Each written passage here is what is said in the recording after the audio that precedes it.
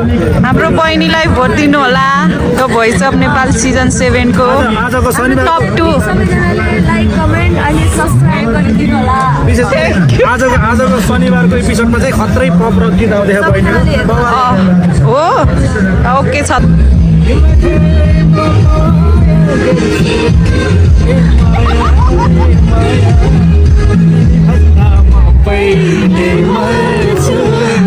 खतरा छ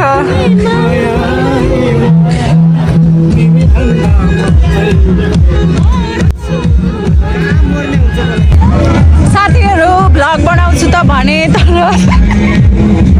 बोल्ने माहौलै भएन वातावरणै भएन है एकदम। हेलो नमस्ते everyone welcome to my blog Jharna fun blog र आई होप सबैजना सन्चै हुनुहुन्छ होला। म पनि एकदमै ठिक छु।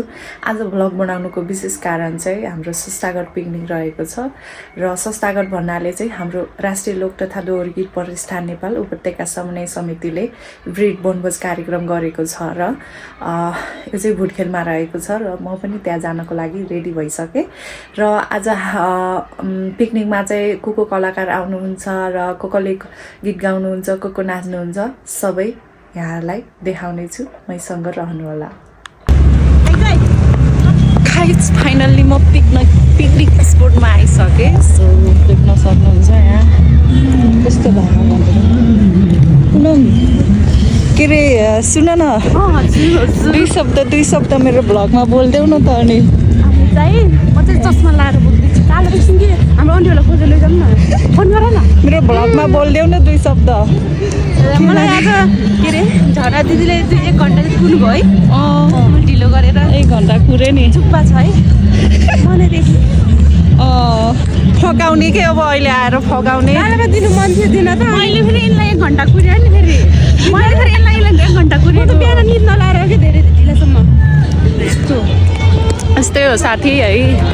अब तपाईँहरूलाई देखाउने छु म आज के हुन्छ भनेर। ल है अब गेटबाट छिर्दैछौँ। हाम्रो टिकट छ ल टिकट छ हाम्रो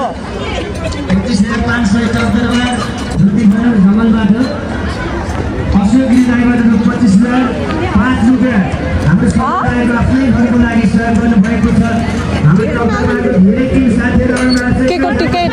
नमस्ते नमस्ते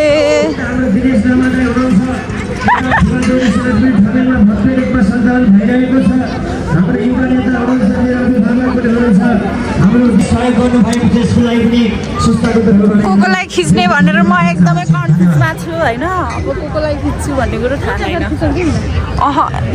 हामी आफै खिच्ने हो कि अरूलाई खिच्ने।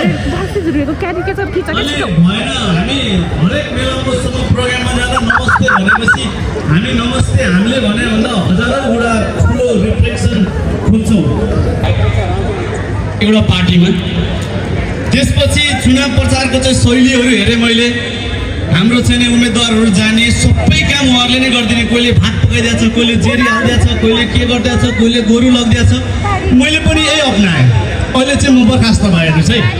गोर्खामा गएर पुरा मैले गाउँमा गएर कोहीको के गरिदिएको छु, कोहीको घरमा हली बसिदिएको छु, कोहीको घरमा भात पकाइदिएको छु। सब काम जनताको आफूले गर्नुपर्छ, जित्नुपर्छ, मन जित्नुपर्छ भनेर एक क्रममा यो चाहिँ खानाको लाइन हो साथीहरू। आउने बित्तिकै अब खाना खानु पर्यो नि।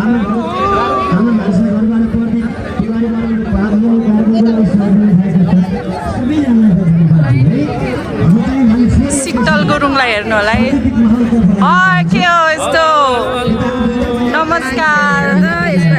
एकचोटि के होइन तिमीले फोन गरेनौ? मैले गर्नुपर्ने सधैँ आमा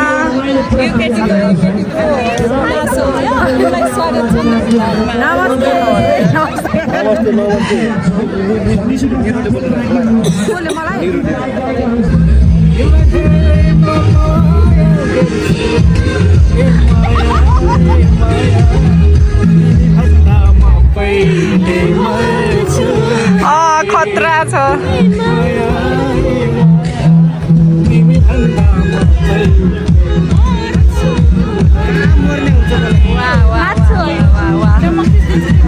नाइ भयो अहिले खाएको ल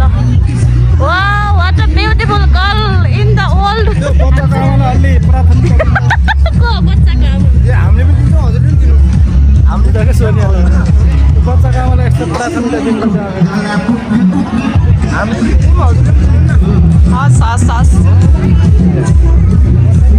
म बिचमा छु ल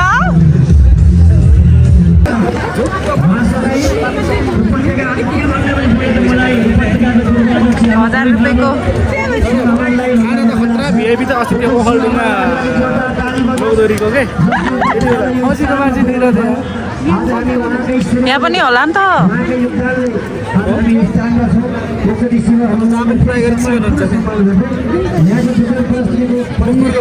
कत्रो प्लेट हो के नि दिदी कत्रो प्लेट हो के तपाईँको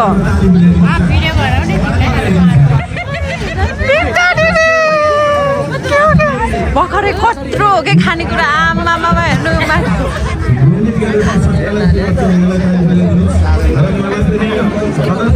हामी चाहिँ लाइनमा छौँ आउनु पाएको छैन खानाको लाइनमा अहिले भेटौँला ल ल त्यस्तो दुःख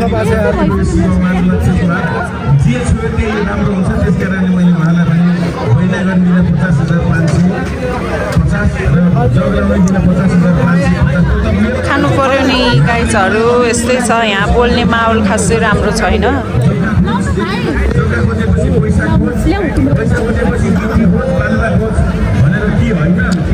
पटौली बजारमा अझ पछाडि छ कुन च्यानलमा आउँछ त्यो झर्नापुन अब हजुर भइरहेछ अहिले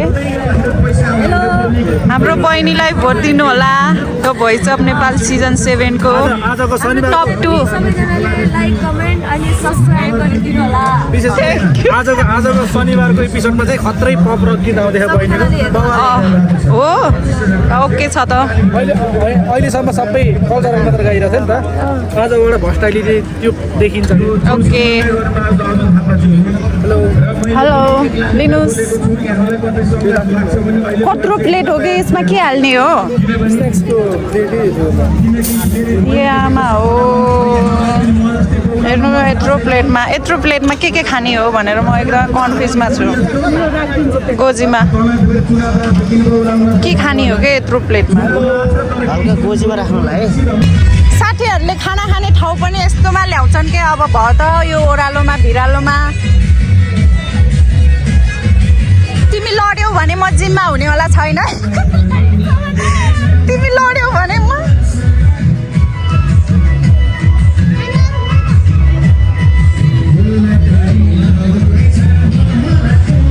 यस्तो उसमा यस्तो ओह्रालोमा अब लड्यो भने के गर्नु साथीहरू पिकनिक खान त आइयो तर के गर्नु के बस्ने ठाउँ नभएपछि जङ्गल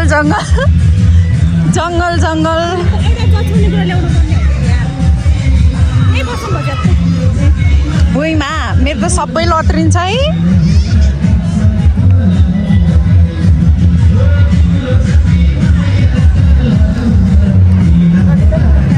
नाइ म खिच्ने हो सबै मेरो बहिनीहरू तर सिक्रेट त्यही खानुभयो सिक्रेट मैले पनि खाएँ किन लिनु खानु म खानु के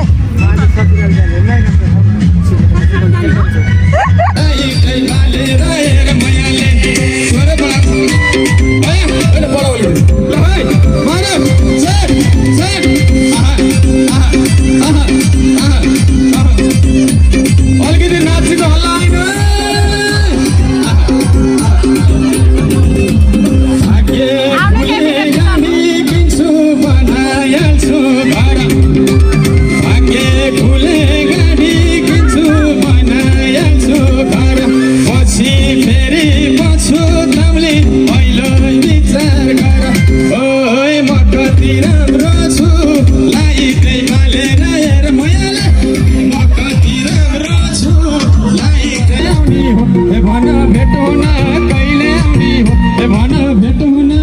पिकनिक अत्यन्त भव्यता साथ सफल बनोस् मेरो धेरै शुभकामना छ धन्यवाद नमस्ते साथीहरू भ्लग बनाउँछु त भने तर बोल्ने माहौलै भएन वातावरणै भएन है एकदम भिडभाड भएर त्यही भएर हामी चाहिँ निस्केको ए ल भन्न एकचोटि के गर्नु माहौलै नमिले सकिसकेपछि है